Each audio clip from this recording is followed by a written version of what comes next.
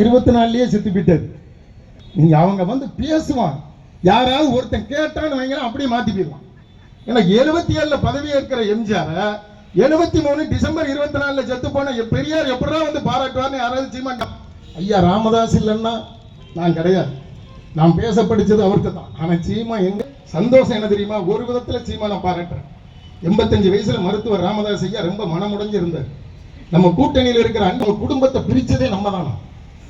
நான் என்ன கேட்க, பெத்த தாய் மேல கோட்டர்பாட்டில் எடுத்து எரிய சொல்லி, நீ தாய்க்கும் விசுவாசமா இல்ல, தந்தைக்கும் விசுவாசமா இல்ல, இவர் எடப்பாடிக்கு விசுவாசமா இருக்க. இப்ப அங்க போய் இருக்க எங்க அண்ணன் டிடி வித்யநகரன், அவர் 11 தொகுதி கொடுக்காங்க. நம்ம 7 தொகுதிகளில் திமுக வேட்பாளர்களை அறிவிக்காமல் பிரச்சாரத்தை துவங்காமல் வெற்றி பெற்று விட்டது என்கிற நல்ல செய்தி தேர்தல் அறிக்கை கொடுக்காரு பாருங்க. பின்னாடி உட்கார்ந்து இருக்கிறவங்க முரண் செத்தவங்கையில வெத்தலை கொடுத்த மாதிரியே உட்கார்ந்துருக்காங்க. யாராவது ஏதாவது ஒரு திட்டத்தை சொல்லு, அது எந்த திட்டமாக இருந்தாலும் சரி. இன்னும் சொல்ல போனால் அண்ணாச்சி பெரியசாமி அவர்கள் காலத்தில் இருந்து தூத்துக்குடியில ஒரு சுற்று யார் கட்டி கொடுத்தது? திமுக தான். நகராட்சி மாநகராட்சி தரமை எடுத்து கொடுத்தது யாரு? நம்ம. கடல்சார் பயிற்சி கழகம் நம்ம, மருத்துவக் கல்லூரி நம்ம, புதிய பேருந்து நிலையம் நம்ம, பழைய பேருந்து நிலையம் சீரமைத்தது நம்ம, பக்கில் ஓடை கொடுத்தது நம்ம, ஒருங்கிணைந்த பத்திரப்பதிவாளர்கள் கொடுத்தது நம்ம.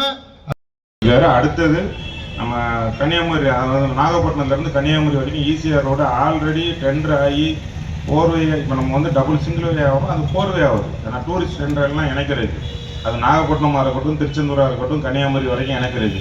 அதை வந்து அவர் விரைவாக கொண்டு வர பாடுபட்டு இருக்கார். நான் நம்ம மாவட்டத்துக்கு உள்ளது மட்டும் நான் சொல்கிறேன். தெரிவித்துக் கொள்கிறேன். தெளிவாக இங்கே எடுத்து கூறினார்கள். நம்முடைய 5 ஆண்டு காலம் நம்முடைய முதலமைச்சர் தளபதியாருடைய ஆட்சி எந்த அளவுக்கு பொருளாதார ஏற்றம், தொழில் வளர்ச்சி, மக்களுடைய வாழ்வாதாரத்தில் ஏற்றம், மக்களுடைய தனிநபர் வருமானத்தில் ஏற்றம், அடிப்படை கட்டமைப்பு வசதிகள் கிராமத்திலும் நகர்ப்புறத்தில் என்றெல்லாம் ஏற்பாடு செய்யப்பட்டுள்ளது என்பதை எடுத்து கூறினார்கள். அதற்கு தூத்துக்குடியிலே நாம் அத்துணை வசதிகளை அடிப்படை வசதி கண்கூடாக காண்கிறோம்.